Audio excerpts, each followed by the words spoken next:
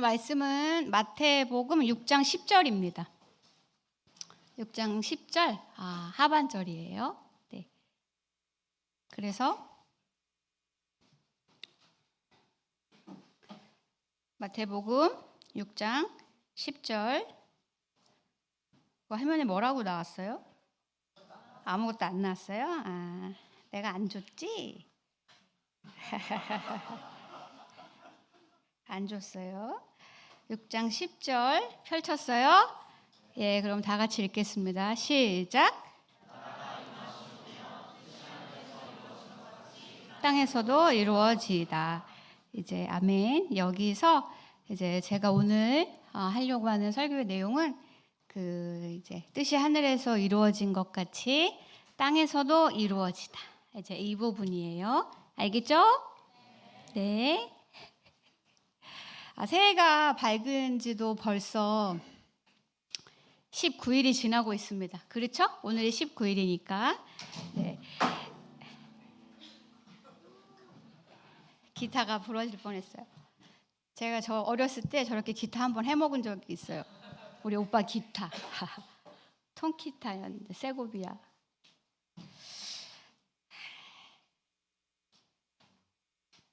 됐어? 그랬죠? 네. 그래서 새해 계획들을 세우셨습니까? 여러분들? 새해 계획 세웠어요? 안 세웠어요? 네. 그럼 이제 세우신 분들 중에, 앞으로 세울 사람들 중에 그 내용에 혹시 기도하기도 들어있어요? 그래. 빨리 하라 이거지, 설교를. 네. 저는 이제 교회를 열심히 다니기 시작한 게 24살 때부터거든요. 한 10년 전이죠. 제 10년 전부터 교회를 열심히 다녔어요. 왜? 그래서 예수님 믿고 나서부터 지금까지 새해 목표, 새해 계획 꼭 세우거든요. 잘 안 지켜서 그렇지? 네. 그래서 목표를 세울 때 한 번도 빠진 적이 없어요. 열심히 기도하고 성경 읽기. 그렇죠? 여러분들도 다 그렇죠? 기독교인이니까. 그래요. 많은 분이 그럴 거라고 생각합니다. 우리가 기도를 잘 하지는 못할지라도 하고픈 갈망은 있잖아요. 그렇죠? 하고 안 하고를 떠나서 그런 갈망이 있잖아. 그렇죠? 그게 참 신기하다는 거예요.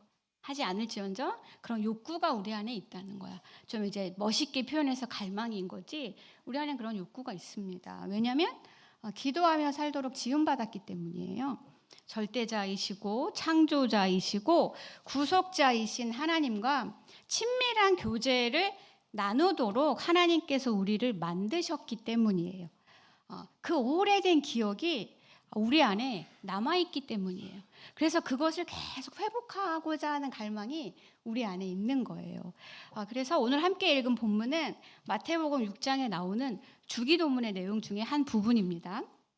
그래서 오늘은 뜻을 가르쳐 주시는 하나님, 그리고 하늘에서 먼저 이루시는 하나님, 그리고 마지막으로 뜻이 하늘에서 이루어진 것 같이 하나님의 뜻을 온전히 이루기 위해 이 땅에 내려오신 하나님이신 그리스도를 생각해보고 마치려고 합니다. 그래서 먼저 뜻을 가르쳐 주시는 하나님을 살펴보겠습니다.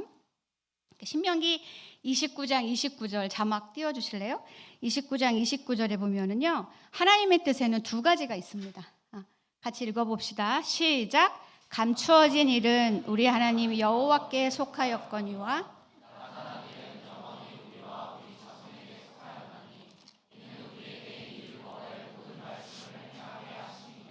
아멘. 이처럼 하나님은 성경을 통해서 감추어진 뜻이 있고요. 그리고 나타난 뜻이 있다는 것을 가르쳐 주십니다. 얼마나 감사해요. 내 뜻이 무엇인지 맞춰볼래? 라고 하시지 않고 두 가지 뜻이 있다고 명확하게 알려주셨습니다. 그러면 첫 번째 감추어진 일이란 무엇일까요? 감추어진 일이란? 하나님은 알고 계시지만 우리에게는 감추어진 모든 것을 뜻해요. 그렇죠? 이제 우리의 미래나 여러분의 미래 여러분이 알 수 없잖아요. 그렇죠? 우리의 미래의 일이나 아니면 현재 벌어지고 있는 일들에 대한 하나님의 뜻을 가리킵니다. 이제 여러분들 이제 여러분들이 미래에 하게 될 직업이나 아니면 이제 여러분이 앞으로 하게 될 일들, 그리고 이제 거의 다 결혼을 안 했으니까 여기, 그쵸? 다 안 했지. 이제 만날 배우자 누굴까? 아니면 지금 만나고 있는 사람이 이 사람이 그 사람일까? 이 사람이 그 사람입니까? 라는 책도 있어요. 제가 다니던 출판사에서 나온 책. 이 사람이 그 사람입니까? 그래서 그 배우자 등은 모두 감추어져 있어요. 그쵸? 감추어져 있단 말이에요. 그러니까 성경에 기록되어 있지 않다는 얘기예요. 성경을 딱 펼쳤는데 내가 결혼할 사람 이름이 딱 나오면 좋겠잖아. 그쵸? 그러면 성경 진짜 열심히 읽을 텐데. 그쵸? 근데 지금 만나는 사람 이름이 아니면 어떡해. 제가 이제 이런 얘기를 했을 때 어떤 자매가 그러는 거예요. 그러니까 성경에 나와 있지 않다는 얘기를 하니까 그래서 너무 좋다는 거야. 왜냐면은 성경에 기록되어 있으면 제가 좀 전에 말한 것처럼 빼박이잖아. 걔랑 만나야 되는 거야. 내 스타일 아닌데. 그렇죠? 그래서 무한한 가능성이 열려 있기 때문에 자유연애 시대니까 현재는. 그래서 너무 좋다는 거예요. 성경에 나와 있지 않아서, 감추어져 있어서. 이제 그 얘기를 들은 또 다른 이제 형제는 이들 이성 때문에 힘들어. 잘 안 돼서. 그래서 이제 이 친구는 그렇게 말하는 거예요. 저는 차라리 성경에 나와 있었으면 좋겠다는 거예요. 격하게 이제 공감하시네요. 이제 정해 주셨으면 좋겠다는 거죠. 하나님이 딱 성경에. 그래서 이래서 성경에 기록되어 있지 않은 거예요, 여러분. 알겠죠? 누구는 좋아하고 누구는 싫어하고. 이래 성경에 하나님이 기록하지 않으셨어. 그러나 여러분 걱정하지 말아요. 다 하나님의 거대한 뜻 안에서 여러분들 다 있을 테니까 그거 너무 걱정하지 말아요. 알겠죠? 네. 그러면 나타난 일은 무엇일까? 그러니까 감추어지는 일은 뭐라 그랬어? 성경에 나타나 있지 않은 거. 알겠죠? 그럼 나타난 일은 무엇일까요? 신명기 29장 2절에서 말하는 나타난 일은 하나님이 성경을 통해서 선명하게 계시하신 하나님의 뜻입니다. 성경은 도처에서 하나님의 명령을 하나님의 뜻이라고 말하고 있어요. 대표적으로 축약하면 십계명이겠죠. 하나님의 뜻이 분명하게 드러난 말씀입니다. 신명기 29장 29절의 결론은 요약해서 말하면 감추어진 일은 자꾸 알아내려고 노력하지 말라는 거예요. 감추어진 일 앞에는 하나님을 신뢰하고 나아가라는 거예요. 하나님을 신뢰하라는 거예요. 감추어진 일에는. 나타난 일은 부지런히 알려고 하고 순종하라는 거죠. 왜냐하면 성경에 나와 있으니까. 성경에 나와 있으니까 부지런히 알려고 하고 나타난 뜻 앞에는, 그러니까 십계명 앞에는 순종하면 되는 거예요. 너무나 명확해. 하나님의 뜻은 불분명하지 않습니다. 그러니까 우리는 이와 같이 기도하면 되는데 주로 이와 반대로 행하죠. 우리는 감추어진 뜻은 자꾸 알려고 해. 너무 궁금하거든, 미래가. 그리고 나타난 뜻인 성경은 잘 알려고 노력하지 않죠. 게을리해요. 잘 읽지 않고 나아가서 적극적으로 불순종하죠. 십계명의 말씀에 우리는 관심이 없어요. 사실 하나님의 말씀에 대한 두려움이 별로 없습니다. 그럼 왜 저와 여러분에게 감추어진 뜻을 그토록 알고 싶어 할까요? 감추어진 뜻을 신뢰하고 나가면 되는데 왜 그렇게 알고 싶어 하지? 하나님을 사랑해서 알고 싶은 거예요? 그런 마음이 없는 것도 아니긴 한데 거의 아니죠. 왜 그렇게 알고 싶어 할까? 미래를 불안해서죠. 불안해서. 모르는 길을. 내가 이 시험에 떨어지면 어떡하지? 이 사람이랑 잘 안 되면 어떡하지? 잘 안 되어서 어떡하지? 다양하게 지금 여러분이 처한 상황 가운데 모르는 길을, 가보지 않은 길을, 명확하지 않은 길을, 예측 불가능한 길을 가야 하는 것이 너무 두렵고 불안한 겁니다. 여러분의 나이대가 그럴 때죠. 그러면 나이를 먹으면 그렇지 않냐? 꼭 그렇지도 않아요. 네. 그러니까 궁극적으로 이제 우리가 갖는 모든 여러 가지 고민들은 결국 우리 인생이 망할까봐, 무엇이 내가 생각한 대로, 내가 바란 대로, 내가 지금 디자인했던 대로 뭔가가 틀어졌을 때 인생이 망할까봐, 실패할까봐, 그래서 고통당할까봐 두려운 거죠. 그래서 자꾸 감추어진 일을 알고 싶어 하는 거예요. 빨리 알고 싶어. 빨리. 그럼 내가 대처할 수 있을 것 같거든. 그래서 이제 우리 중에는 이제 재미로 보는 사람도 있겠지만 뭐 이제 길 가다가 타로점 이렇게 보는데 뭐 있나 보네, 그쵸? 타로점 나도 궁금하긴 해. 근데 아직 한 번도 안 해봤는데 타로점 이런 데 막 들어가는 거지. 때로는 제가 알아요. 용한 점쟁이한테 찾아가는 사람들도 있어요. 네. 그리고 이제 어제도 새가족반 개강 토요반 했는데 이제 그 안에 있는 어떤 친구가 인생이 여러분들도 경험해 봤겠지만 고난이 세트로 오잖아요. 그러니까 세트야 항상 단품으로 안 와, 그렇죠?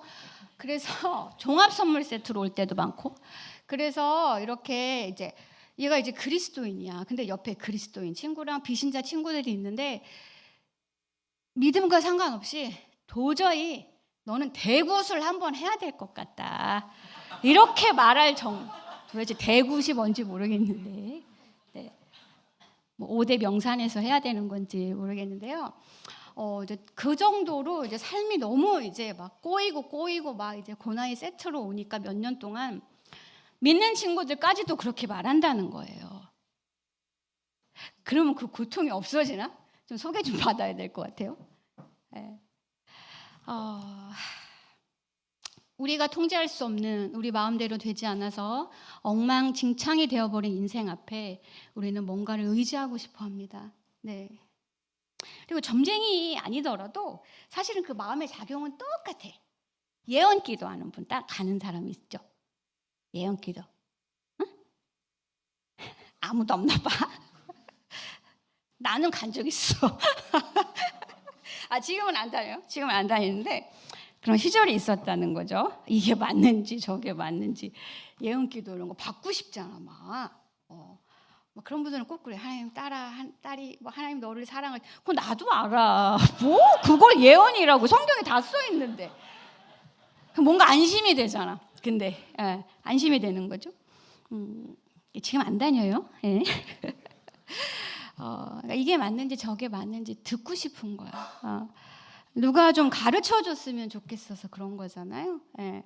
사실 알 수 없어요. 알 수 없고 지나고 돌아봐야 알 수 있는 일들인데 우리는 빨리 알고 싶어 합니다. 그래서 실패하고 싶어 하지 않죠. 실패하고 싶지 않은 거예요. 그런데 여러분, 실패를 그에 따른 고통을 너무 두려워하지 마세요. 네. 고통은 제일 싫어하는 말이죠. 저와 여러분이 꼭 나쁘기만 하는 것은 아닙니다. 그럼 뭔데 도대체 나쁘기만 한 게 아니면 선하신 하나님은 고통을 선하게 사용하십니다. 그 고통이 아니었다면 이루지 못할 일들을 반드시 이루어내십니다. 제가 몇 번 설교할 때 말했는데요. 코로나가 이제 한참 진행될 때 목사님이 교역자들끼리 있을 땐가 한번 이런 말씀을 하시는데 그때 정말 그 말이 너무 좋았어요. 왜냐면 아무것도 할 수 없는 때였거든. 코로나 이제 언제 몇 달 있으면 될 줄 알았는데 막 점점 심해졌으니까. 근데 이제 목사님이 그런 얘기를 무엇이 그러니까 아무것도 되지 않는 시기에만 되게 하시는 일이 있다는 멋있는 문장을 하시는 거예요. 본인이 하신 건지 어디서 한지는 모르겠는데 그 말이 제 마음에 새겨져서 저는 그 말이 참 좋더라고요. 아무것도 되는 게 없는 것 같을 때에만 하나님이 되게 하시는 일들이 반드시 있습니다. 저는 너무 아프지만 이 말이 이제는 참 좋아요. 그리고 이제 오늘 2부, 저는 이제 거의 1부 예배를 드리거든요. 그래서 목사님이 거의 동일하게 예배를 하시기 때문에, 설교를 하시기 때문에 거의 비슷할 거라고 생각하는데 2부 때는 이 문장을 하셨는지 안 하셨는지 모르겠는데 이런 이제 같은 말이에요. 늘 하시는 말씀. 그 나쁜 일이 일어나지 않았으면 결코 일어나지 않았을 좋은 일이 일어난다는 거죠. 좋은 일이. 여러분들 예를 들면 지금 누구랑 헤어졌어. 예를 들어 그 나쁜 일이잖아. 나 그 사람이 너무 좋은데 지금 헤어졌어. 얼마나 슬퍼. 안쓰러워. 나 아주 그런 친구들. 근데 걔랑 안 헤어졌으면은 미래에 만날 그 사람을 못 만나요. 그쵸? 지금 연애하고 있는 사람들 그 전에 누구랑 헤어졌잖아. 얼마나 다행이야. 그쵸? 그때는 그게 나쁜 일이었는데 그랬어서 지금 이렇게 좋은 일 있는 거 아닙니까? 그쵸? 걱정하지 마, 재우야. 알았지? 좋은 일이 있으리라. 괜찮아요? 또 이제 재우가 제일 편하니까 제가 앞에, 그죠? 제가 이번 주 재우한테 나쁜 짓을 해가지고 네, 설교 본문을 어제 알려줘가지고 중간에 또 바꾸고 그래도 이렇게 찬양을 또 좋게 그러니까 전혀 뭐 설교를 뭐 하는지 모르고 콘티를 짜야 하는 찬양팀장 얼마나 내가 밉겠어 진짜. 아니, 그래. 아니 근데 이제 한결같이 사랑해줘서 고맙다. 네. 전혀 저를 쪼지 않고 나를 포기한 건 아니지? 왠지 포기한 듯한 느낌이야. 한 번도 안 쪼길래 얘가 나를 포기했나? 그래서 내가 막 연락을 했어. 재우야, 뭐 이렇게. 예, 그래서 왜냐면 제가 하고 싶은 설교를 오늘 자유주제이기 때문에 오랜만에 있는 하고 싶은 설교를 하고 싶었는데 내가 하고 싶은 설교를 해야 되는 게 아니구나라는 강력한 성령의 감동으로 제가 이제 준비가 덜 돼서 한 거예요. 네, 그랬습니다. 그래요. 정말 그 나쁜 일이 일어나지 않았으면 결코 일어나지 않을 좋은 일이 저와 여러분 인생에 반드시 일어납니다, 여러분. 그러나 그 과정은 고통스럽지요. 그럴 때마다 우리는 홀로 외딴 섬에 있는 듯한 그런 고통의 여정에서 그 시간이 고통스럽지만 그런 이제 고통의 여정을 지나면서 하나님이 반드시 하시는 일은 제가 수없이 많은 여러분들을 만나면서 동일한 한 성령이 일한다는 걸 확인한 것은 동일한 고백들을 하게 된다는 것을 보았어요. 고통은 다 다른데 그 고통의 시간을 지내고 나서 고백하는 내용들은 다 동일하더라는 거죠.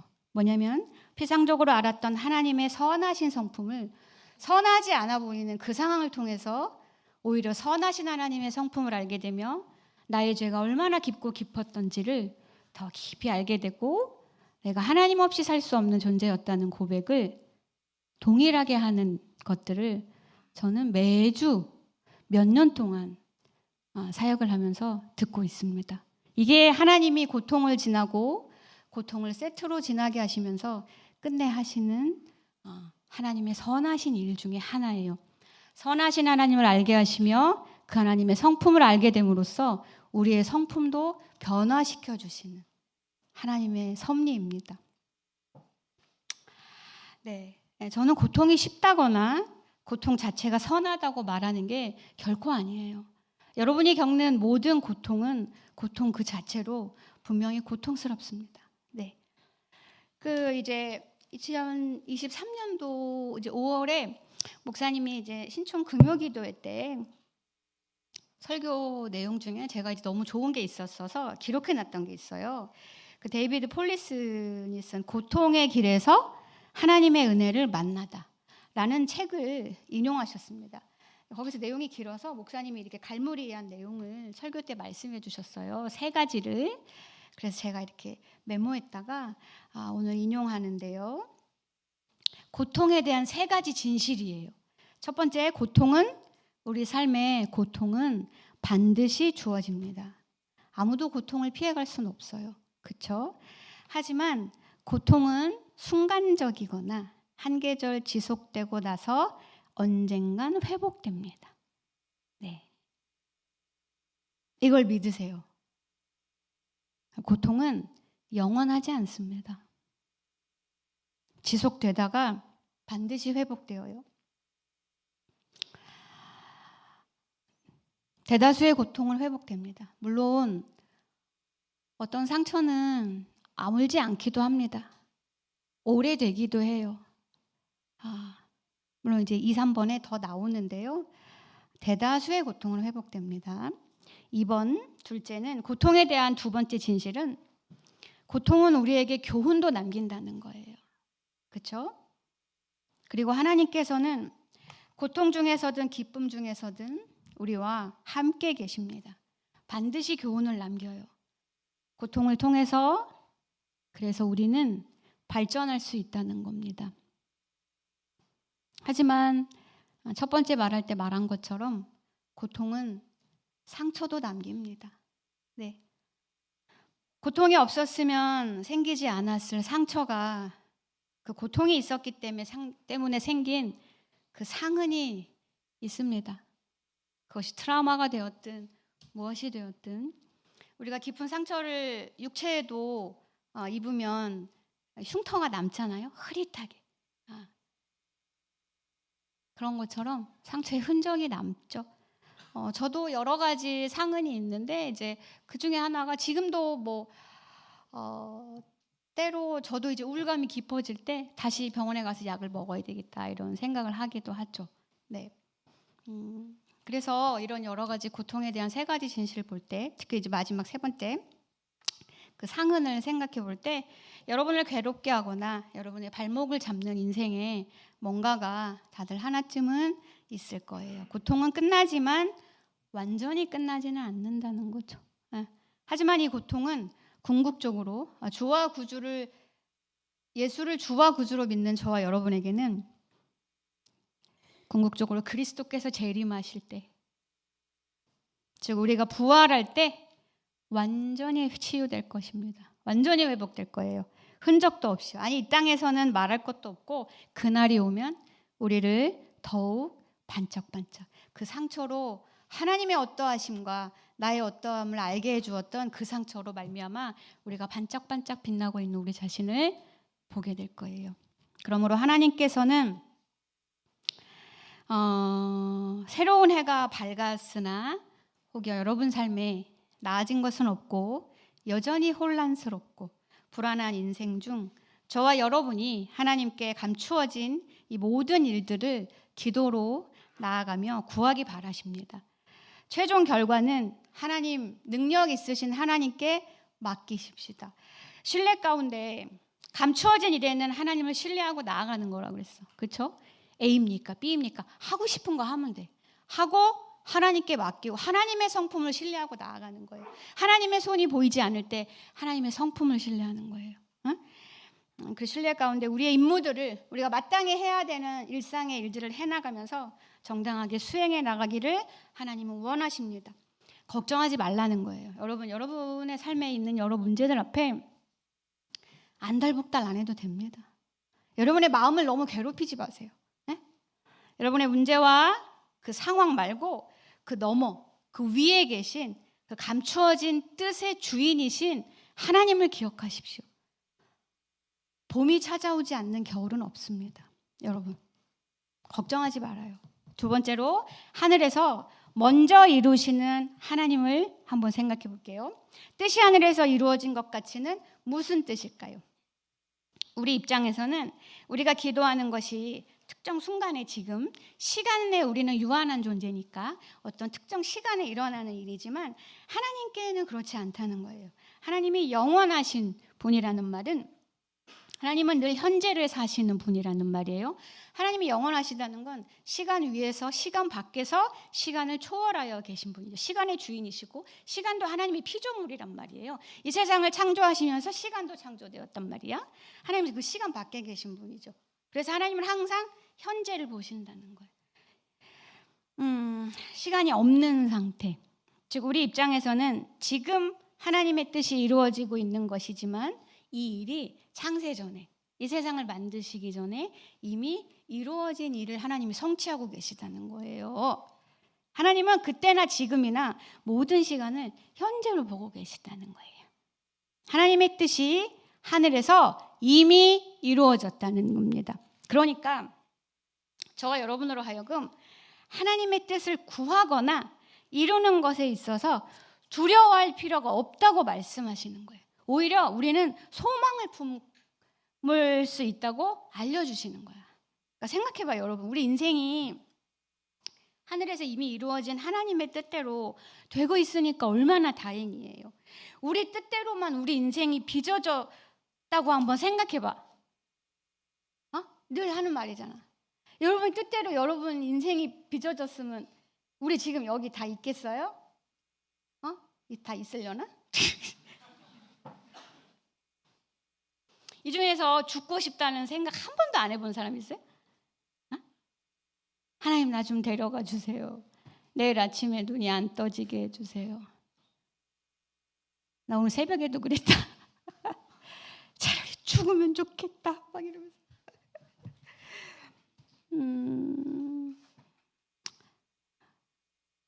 있죠?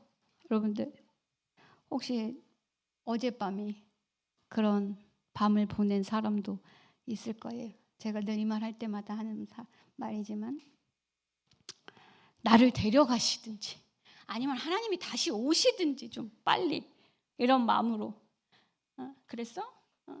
그래. 근데 하나님 그렇게 안 하셔. 우리 기도에 응답을 안 하셨어. 다행히 또 그때. 그렇죠? 그 기도에 응답 안 해주셔가지고 지금 저와 여러분이 지금 이 자리에 있는 거 아니에요. 그치? 지난주인가? 지지난주에 우리 강성호 목사님이 설교하셨는데 그 청년 시절에 너무너무 힘드셨던 시절이 있으셨다고 짧게 말씀하시고 지나가셨어요. 기억나요? 손톱을 바닥에 대고 왜 근데 그렇게 생각하셨을까? 긁어서 죽고 싶다는, 그러면 죽나? 되게 문학적인 분이시라 그래 내가 긁으면 죽나? 이제 따라가지 못해가지고 이제 제가 그래서 아직 그 이후에 자주 못 만나가지고 여쭤보지 못했는데 내일 한번 그래서 너무 궁금했어요. 왜냐 우리 목사님 MFP란 말이야. 나와 똑같은 MFP예요. 그래서 너무 좋아요. 나보다 말이 더 많아.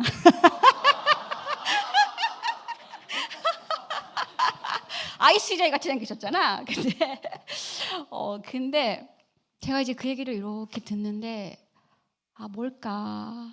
목사님의 저 깊이가 그냥 똑똑한 머리에서만 나온 게 아니셨구나.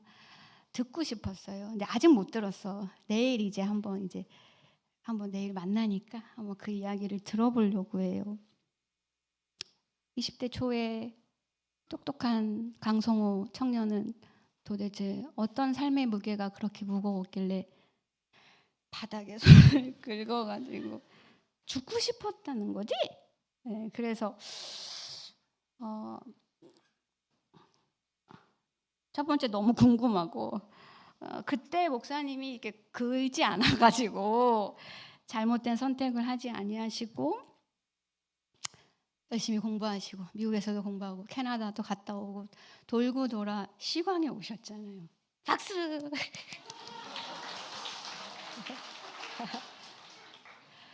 그때 혹시 죽고 싶다고 하나님 내일 눈이 안 떠지게 해달라고 목사님도 기도하신 적 있죠?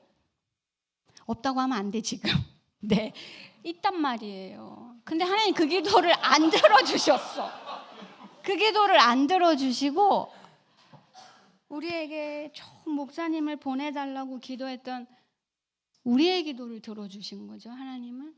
네, 얼마나 감사해요. 진심으로 감사합니다. 목사님이 와주셔서. 네, 그래서 저나 여러분이나 다양한 이유로 비록 우리 각자의 삶 속에 예로부터 아니면 지금 고통이 함께 자리하고 있긴 할지라도 고통이 피부처럼 벗겨지지 않나.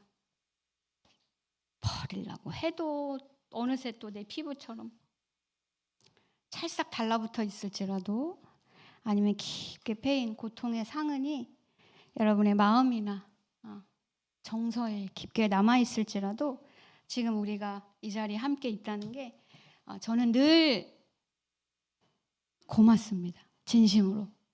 여러분들이 여러분의 힘든 인생 살아내주고 오늘도 살고 있어서 고마워요. 고마워. 죽지 말아요. 그냥 좀 손톱을 긁어. 뜻이 하늘에서 이루어진 것 같이 하고 기도하는 것은 그래서 소망이자 찬양입니다. 여러분, 우리는 찬양할 수 있어요. 기쁨과 담대함으로 찬양하며 간구할 수 있도록 이 기도를 알려주신 겁니다. 여러분, 이 기도는 그래요? 어차피 감추어진 거 그러면 하나님 맘대로 하세요. 하나님 다 정해 이미 이루었다며. 그러면 나는 뭐 할 거 없잖아. 이런 수동적인 기도가 아닙니다. 오히려 우리도 하늘에 있는 천사처럼 하나님의 은혜로 말미암아 우리가 모든 것에서 하나님의 뜻을 알고 순종하고 복종할 수 있는 힘과 의지를 갖게 해달라는, 그러니까 생각해봐. 하나님의 뜻이 이루어졌는데 그 일을 피조물인 나를 통해 하나님이 펼쳐 나가신다는 거예요. 역사 속에서. 영광스러운 거 아닙니까? 아주 능동적인 기도예요. 하나님, 이루어진 일을 나를 통해 이루어 주세요. 아주 능동적이고 자신감 있는 기도입니다. 영광스러운 기도예요. 지금 처한 상황과 내 능력으로는 해결하기 어려운 문제 앞에서 나를 통해 하나님의 뜻을 이루어 달라고 소망과 찬양으로 기도하는 거예요. 여러분, 고통은 고통 그 자체로 끝나지 않는다고 했죠. 그래서 고통은 헛되지 않아요. 이런 책 제목도 있죠. 그 엘리자베스 엘리엇 쓴 책 제목이었던 것 같아요. 고통이 있어야 인간은 비로소 깊은 신앙적 사유의 세계로 들어갑니다. 내가 알고 들어온 진리를, 복음을 되새기고 실제로 적용해야 하는 때예요. 이종계 목사님 설교 너무 좋아. 시광의 설교 좋고 청년들이 많고 매주 질 좋은 일명, 듣기에 좋고 지성을 만족시켜주며 영적인 감각을 만족시켜주는 설교를 다 좋아하잖아. 그래서 저와 여러분이 시간교회 다니고 있는 거 아니에요? 대부분? 그 달콤하게 들은 말씀을 정말 우리 삶에 적용해야 할 때는 언제냐 이거예요. 희낙낙할 때가 아니라는 거예요. 희낙낙할 때 말고 반대는 뭐야? 아무튼 그런 거 있잖아. 희낙낙 안 할 때. 나티 희낙낙. 고통스러울 때, 슬플 때. 근데 그때 꼭 안 와단다, 어쩐다, 저쩐다 전화해가지고 나한테 그때 안 와다요. 들은 말씀이 안 와다. 그래? 그때 복음을 적용해야 돼. 그때 복음을 전해주고 나한테 전하고 그때 복음을 끌어당겨야 돼요, 여러분. 그럴 수 있어야 돼. 네. 근데 그게 참 혼자는 안 돼요. 그래서 공동체로 묶어놓으신 거야. 그래서 오히려 이 고통을 지나면서 우리는 반드시 영적으로 성숙할 것이고, 그래서 영적 자산이 늘어나는 시기가 되는 거야. 자본금이 있으면 좀 든든하잖아, 사람이. 영적으로도 자산이 생기는 거야. 한 번, 두 번 이런 시기를 겪고 내가 아니어도 다른 사람의 고통을 곁에서 같이 지나가면서 그런 복음을 전해주는 훈련을 직접적으로 하면서 듣기 싫어하는데도 복음을 전해주고, 마냥 공감만 해주는 F만 있으면 안 되잖아. 그렇죠? F도 그러진 않아. 복음을 전해줘야 돼. 그게 가장 F다운 거예요. 가장. 아니 뭐 FT 이건 아니고 아무튼 이제 복음을 전해주라는 거예요. 안 와다. 그래도 말해줘야 돼. 그러는 공동체더라고요. 제가 보니까 우리 교회는 그런 영적 자산이 든든해. 이제 보니까 내가 여러분들을. 그래서 고통의 때는 공동체를 누리는 최적의 시간표예요, 여러분. 알겠죠? 나 또 너무 흥분했네. 그래서 한 청년의 이야기를 소개하겠습니다. 카톡을 까발리겠어요. 네, 어느 깊은 밤 카톡이 왔습니다. 다 떨고 있니 지금? 누구 카톡일지? 당연히 허락받고 하지 않겠습니까? 다 허락받고 하는 거예요. 한 청년이 카톡이 왔어요. 읽어드릴게요. 공동체로 인해 많은 위로를 받고 저를 사랑해주는 분들이 많다는 사실에 감사해요. 그럼에도 제가 가지고 있는 소망이 많이 커서 그 소망이 이루어지길 기다리는 시간이 멀게만 느껴지고 그 소망이 이루어지지 않을 것 같다는 불안감과 공포감이 저를 계속해서 힘들게 만들어요. 이 사실을 알지만 잘 아는 친구예요, 복음을. 벗어날 수 있는 방법은 보이지 않고 복음으로 계속해서 이야기해야 한다는 사실은 알지만 그 복음이 제게 그렇게 위로가 되지는 않아요. 마치 이룰 수 없으니 정신승리하는 것 같다는 생각이 강하게 들어요. 중간 생략. 아직도 어떻게 해야 할지 모르겠기도 하고 혼란스러워요. 또 중략. 조금 이기적으로 기도하고 싶은 기도 제목을 말씀드리자면 용납받고 싶은 이 욕구가 채워지길 기도해 주세요. 제가 계획하고 바라는 방향대로 좀 이루어지면 좋겠어요. 저랑 만났을 때 이 친구가 덧붙인 말은 하나라도 좀 그렇게 해주면 좋겠다. 하나도 하나님이 안 해준대. 내가 하나님인가? 하나만 좀 해주면 좋겠다고. 좀 이루어지면 좋겠어요. 지금은 그냥 그렇게 떼쓰고 싶어요. 제 상태를 걱정하고 돌봐주시고 사랑하고 보듬어 주셔서 감사해요. 저 조금만 더 어리광 부려도 미워하지 말아주세요. 늦은 밤에 장문 카톡 드려 죄송해요. 안녕히 주무세요. 정말 사랑스러운 문자 아닙니까? 너무 사랑스럽지 않아요? 진짜 막 너무 사랑스러워요, 이런 문자. 네, 제가 뭐라고 답장했을까요? 네가 원하는 대로 기도할 거냐? 미쳤어? 네가 복음을 아는 인간이 지금 복음을 적용해야지. 너 진짜 이렇게 하지 않았겠죠. 그런 얘기도 만나서는 했어요. 네, 그럴 사이고 복음을 전해야 돼. 그리고 주변의 친구들이 계속 그 복음을 전해주고 있어요. 들어도 주고 그리스도를 바라보자고 계속 말해주고 있어요. 그래서 제가 답장을 했죠. 짧게. 많이, 오래, 어리광, 부리거랑, 하트 이렇게 보냈습니다. 네. 어젯밤에도 통화했어요. 피곤해 죽겠는데. 그래서 제가 그랬어요. 야, 네 생각만 하지 말고 나를 위해 기도해라. 선생님 설교 준비해야 되는데 죄송해요. 그러니까 네 생각만 하지 말고 내 생각도 좀 해. 기도가 안 되잖아. 그러니까 나를 사랑한다면 내 기도를 하고자. 기도가 안 돼. 내 기도하라고. 알겠어요. 그리고 오늘 이제 저한테 잠은 주무셨냐고 막 이러다.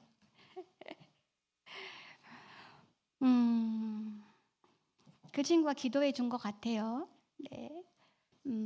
여러분 많이 오래 어리광 부리십시오. 저도 그러고 있잖아요. 제 어리광을 여러분이 계속 받아줘. 그래서 나 금쪽이잖아. 알죠? 네. 뭘 끄떡이고 있어. 저 새가족 리더들 진짜. 여러분 알죠? 금쪽이는 부모가 만드는 거예요. 여러분이 저를 정말 금쪽이다운 언어죠. 네, 여러분 공동체와 함께하면 됩니다. 공동체와 함께하면 돼요. 이 청년의 믿음이 적습니까? 이 청년이 믿음이 적어요? 아니에요. 이게 신자의 삶이 아니고 무엇입니까? 이게 신자의 삶이에요. 네. 하나님께서는 신자를 죄와 고통 가운데 홀로 남겨두지 않으십니다. 제발 여러분 자신 안에 홀로 머물러 있지 마세요. 동굴 파지 마. 나와 교회로, 그리스도께로. 뭐라고 기도해도 좋아요. 이 청년이처럼 지금 당장 제가 계획하고 바라는 방향대로 기도하세요. 괜찮아요. 일단 하고 싶은 대로 기도하세요. 기억나요? 목사님 설교 중에서 하나님은 램프의 지니가 아니라고? 지니는 원하는 걸 주는 램프지. 하나님은 지니가 아니야. 가장 좋은 것을 주시는 분이니까. 네. 혼자서도 기도하고 모여서도 기도하고 조원들하고도 기도하십시오. 우리는 하나님 나라 시민이고 가족이며 함께 지어져가는 건물이잖아요. 오늘 오전에 들은 설교 말씀. 그래서 제가 특별히 이제 연초니까 책 추천을 하겠습니다. 책 추천은 뭐 자주 하지만 예수님의 기도학교 목사님 부탁한 거 아니에요. 예수님의 기도학교 이정규 목사님이 쓰신 책입니다. 우리 중에 이 책을 이미 읽은 사람도 있고 독서 모임을 한 지체들도 있어요. 했다고 기도합니까? 다시 읽고 다시 적용해서 기도하세요. 그래서 이 책을 저기 이제 30% 이렇게 할인했는데 저희가 여러분 무인서점이에요. 저 무인서점이니까 많은 애용 부탁드립니다. 싸게 할인해서 파니까. 그래서 이 책은 제가 읽은 주기도문에 관한 책 중에 가장 좋은 책이에요. 네. 그래서 이 책을 추천하고요. 독서 모임하기에 아주 좋게 되어 있습니다. 코로나 기간에 목사님이 주기도문 설교를 시리즈 하신 걸 책으로 엮은 거예요. 그리고 랜선 기도회라고 유튜브에 있어요. 우리 오광의 강도사님이 우리 청년들과 함께 이렇게 막 해가지고 기도 제목 주면서 한 30분 정도 이렇게 기도할 수 있게. 그래서 그거 이렇게 틀어놓고 기도하는 친구들도 많이 있었어요. 근데 이제 그 사이에 또 새로운 사람들이 많기 때문에 그게 좀 홍보가 안 된 것 같아요. 그래서 이 책에도 그 링크를 아마 넣어놨을 거야. 그래서 유튜브 제가 하나 찾아서 이따가 올려줄게요. 그 홀로 개인 기도할 때 도움을 받으셔도 좋고 여러분들이 모였을 때 같이 해도 좋습니다. 그리고 이건 이제 최근에 나온 아주 따끈따끈한 책인데요. 이제 목사님 서재를 제가 이렇게 가끔 훑거든요. 책을 계속 사시기 때문에 내가 이제 막 꺼내오고 막 이래. 그래서 목사님 책이 내 서재로 많이 이동하고 있어 지금. 근데 이게 여러 권 있더라고요. 그래서 내가 딱 알아봤지. 추천서 쓰셨구나. 추천서 많이 쓰기 때문에. 그래서 이거 이제 목사님 추천서 쓰신 책인데 기도하고 싶지 않은 당신에게 라는 책이에요. 제목이 마음에 들어요? 난 별로 마음에 안 들어. 내가 편집자면은 기도하고 싶지 않은 당신에게 일단 기분 나쁘잖아. 너무 찌르니까. 근데 원제는 이게 아니에요. 원서를 제가 봤거든요. 원서 제목은 이제 praying like 뭐 해가지고 수도사 영어가 짧아서 제가 한글로 할게요. 그러니까 수도사처럼 기도하기, 바보처럼 살기. 그리고 기도의 경위와 미스테리로의 초대. 원제가 이건데 너무 길잖아. 직관적이지 않죠? 그러니까 제가 책을 만들어 본 사람으로서 편집자가 제목을 완전히 뒤집어서 만든 책이에요. 그래서 이제 한국 사람의 정서를 알고 이렇게 이제 매력적으로 제목을 적은 것 같아요. 그래서 분명히 이 제목이 아닐 것 같더라고 내가 느낌에. 그래서 딱 원서를 제목을 보니까 제목은 미국 사람답게 외국 사람답게 길게 이렇게 써놨더라고요.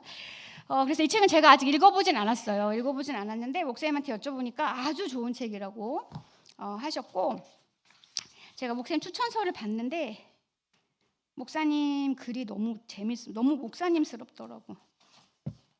다 읽진 않고요.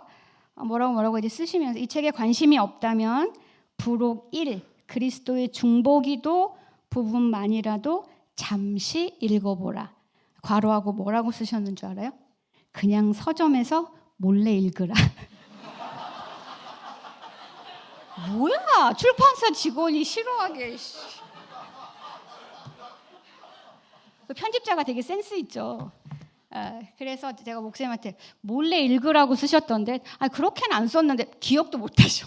오늘 아침에 내가 여쭤봤거든. 그래서 이 책을 여러분에게 추천하면 저도 한번 읽어보려고 해요. 그래서 읽어보면 좋겠습니다. 그래서 마지막으로 설교는 안 끝났어요. 마지막으로 뜻이 하늘에서 이루어진 것 같이 하나님의 뜻을 온전히 이루기 위해 이 땅에 오신 하나님이신 그리스도를 생각해 봅시다. 우리가 이처럼 하나님께 기도하고 찬양할 수 있는 근거는 그리고 무엇이든 일단 마음대로 바라는 대로 기도할 수 있는 것은 바로 예수님이 십자가에서 성취하신 일 때문이에요. 삼위일체의 한 위격이신 예수님도 인간으로서는 십자가 사역을 통해서 자신이 죽으시고 부활하실 것을 믿으셔야 했습니다. 신부인 저와 여러분은 얻을 것을 신뢰하셔야 했어요.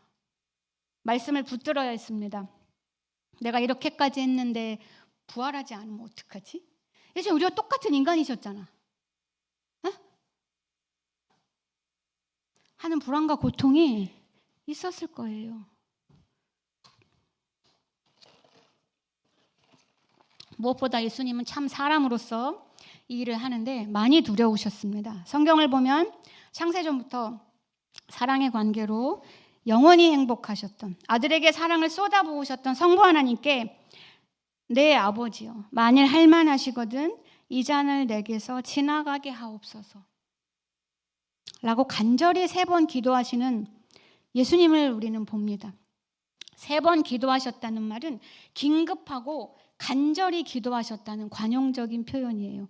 그러니까 이 말을 듣는 독자들은 이 3번이라는 게 3번 기도한 게 아니라 그만큼 간절하고 긴급하게 기도했다는 걸 알아듣는 거죠. 네.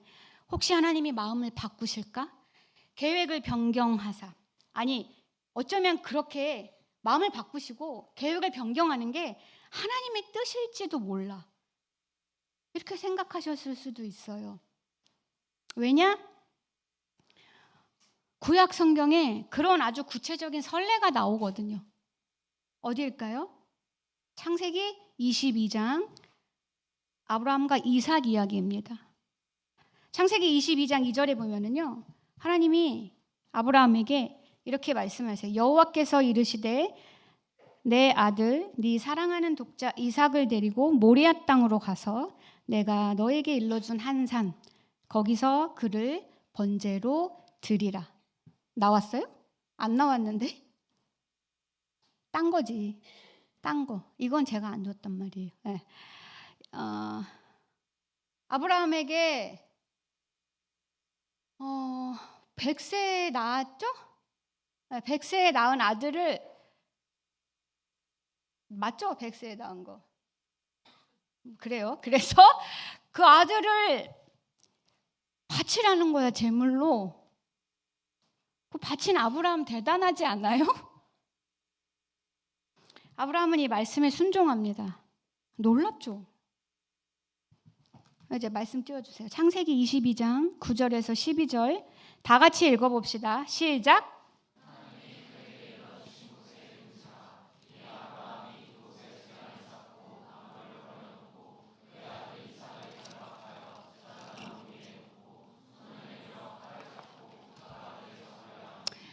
여호와의 사자가 하늘에서부터 그를 불러 이르시되 아브라함아 아브라함아 하시는지라. 아브라함이 이르되 내가 여기 있나이다 하매 사자가 이르시되 그 아이에게 내 손을 대지 말라. 그에게 아무 일도 하지 말라. 네가 네 아들 내 독자까지도 내게 아끼지 아니하셨으니 내가 이제야 네가 하나님을 경외하는 줄을 아노라. 아멘. 이 사건은 너무나 유명하기 때문에 교회를 좀 다닌 사람들은 다 잘 알고 있죠. 그럼 예수님은 이 말씀을 얼마나 잘 아셨겠어요? 암송하셨을 거예요. 왜냐하면 유대인들은 모세오경, 창출 레민신을 다 외웠단 말이에요. 성경을. 그리고 예수님은 점점 잘하시면서 이 일이 자신을 가리키는 모형이라는 것도 점차 깨달아 가셨을 겁니다. 그리고 그걸 믿으셔야 했어요. 예수님도 말씀을 믿으셔야 했다고, 우리처럼. 그래서 말이죠, 예수님은 그래서 하나님께 간절히 기도하셨는지 모르겠어요. 혹시 몰라. 성경에 기록되어 있지는 않지만 아브라함도 당연히 간절히 기도하지 않았겠습니까? 간절히 기도한 내용은 나오지 않지만 자신의 종들에게 말하죠. 내가 아이와 함께 다시 돌아오리라. 아버지인데 당연하지 않겠어요? 하나님, 만일 할만하시거든 내 아들을 죽이지 않고 하실 수 있는 방법이 있으시다면 해달라고 기도하지 않았겠어요? 하나님은 아브라함의 기도를, 그 마음의 소망을 들어주셨습니다. 그리고 예비하신 순양이 그 장소에 있었죠. 그리고 이삭을 살려주십니다. 그러나 우리 예수님이 겟세마네에서 3번이나 자신의 십자가 사역을 위해 심한 통곡과 눈물로 간절히 기도하시면서 그 3번 간절히 기도하셨잖아. 하나님은 끝내 그 기도에 응답해 주시지 않죠. 그리고 아브라함과 그 이삭의 창세기 22장의 모리아 사건에 나온 그 여호와의 사자는 구약에 나타난 예수 그리스도란 말이에요. 성육신 하시기 이전에 예수 그리스도. 아브라함아 이삭을 죽이지 말라고 한 그 여호와의 사자이신 예수 그리스도가 자신이 오신 거죠. 자신이 죽으러 오신 거예요. 그리고 그분은 끝내 기도하시면서 그분의 기도가 달라지는 것을 우리는 또한 봅니다. 끝내 아버지의 뜻에 자신의 뜻을 일치시키시죠. 그러나 나의 원대로 마시옵고 아버지의 원대로 하옵소서 라는 그분의 놀랍고 아름다운 기도를 우리는 봅니다. 말씀드린 바와 같이 하나님은 예수님의 간절한 기도를 거절하셨어요. 예수님은 우리를 죄 없다 하시기 위해서 십자가에서 죽으시고요. 오전 들은 말씀처럼 우리의 죄 덩어리가 되셔서 우리를 의롭다 하시기 위해서 그분은 그리고 또한 부활하셨습니다. 하늘에서 이루어진 하나님의 뜻을 온전히 이루시기 위해서요. 하나님을 사랑하고 저와 여러분 같은 죄인을 사랑하셨기 때문입니다. 저와 여러분 같은 죄인들이 믿음 없이 하는 기도 있잖아요. 저와 여러분이. 그리고 하나님의 감추어진 뜻은 말할 것도 없고 나타난 뜻 앞에서도 신뢰하지 못하고 투덜대고 불평하는 저와 여러분의 기도를 마치 평생 그리고 겟세마네에서 온전한 순종과 믿음으로 드린 그 아들의 기도처럼 하나님께 받아들여지게 하기 위해서 하나님은 예수 그리스도의 예수님의 기도를 거절하셨고 예수님도 하나님의 말씀에 순종하신 거예요. 우리로 하나님의 아들이 되게 하기 위해서, 하나님께 사랑을 받게 하기 위해서, 또 기도하지 않는 우리를 늘 하나님의 뜻을 구하는 기도를 하신 예수님처럼 하나님께 사랑받게 하기 위해서 예수님은 십자가에서 죽으시고 부활하셨습니다. 우리를 대신해서 십자가에서 죽으시고 부활하신 이 예수님을 주와 구주로 믿으시기 바랍니다. 믿으시는 분들은 계속 믿으시고 그분을 계속 신뢰하며 의지하시기 바랍니다. 그리스도 안에서 하나님의 사랑이 영원히 함께합니다. 하나님이 아브라함에게 하신 말씀을 다시 기억해 볼까요? 네가 네 아들, 네 독자까지도 내게 아끼지 아니하였으니 내가 이제야 네가 하나님을 경외하는 줄을 아노라. 아브라함의 그 일을 통해서 우리는 인간 아브라함이 도대체 어떻게 이런 일을 하지? 할 수 있을까? 나라면 할 수 있을까? 저는 자신 없어요. 할 수가 없어요. 네. 놀랐거든요. 아브라함이 정말 하나님을 사랑했구나, 놀라운 순종이다 라고 인정하지 않을 사람 없죠. 저는 인정 못하겠습니다 하는 사람 있어요? 손든 거 아니지? 없어요. 네. 그렇다면 하나님의 아들이신 예수님을 우리를 위해 내어주신 하나님의 사랑은 어떻습니까? 그 하나님의 사랑을 왜 우리가 믿지 못합니까? 이에 빗대어서 아브라함의 이 창세기 22장에 아들을 바친 이 이야기의 워딩을 그대로 인용하는 거죠. 인용해서 사도 바울은 로마서 8장 띄워주세요. 8장 32절에서 없어요? 나왔죠? 8장 32절에서 외칩니다. 다 같이 큰 소리로 읽어봅시다. 시작! 자기 아들을 아끼지 아니하시고 우리 모든 사람을 위하여 내주시니가 어찌 그 아들과 함께 모든 것을 우리에게 주시지 아니하겠느냐. 아멘. 여러분, 2025년도에 저와 여러분 앞에 어떤 일이 펼쳐질지 우리는 모릅니다. 감추어져 있어요. 여러분이 계획한 모든 일이 계획대로 될지 안 될지 우리는 모릅니다. 그러나 어떻게 기도해야 하는지 저와 여러분은 이제 확실히 알았어요. 그렇죠? 어떤 상황에서든 우리는 앞서 기도하신 기도를 가르쳐 주신 예수님처럼 이렇게 기도하면 됩니다. 어떻게요? 뜻이 하늘에서 이루어진 것 같이 땅에서도 이루어지이다. 그리스도께로 오십시오.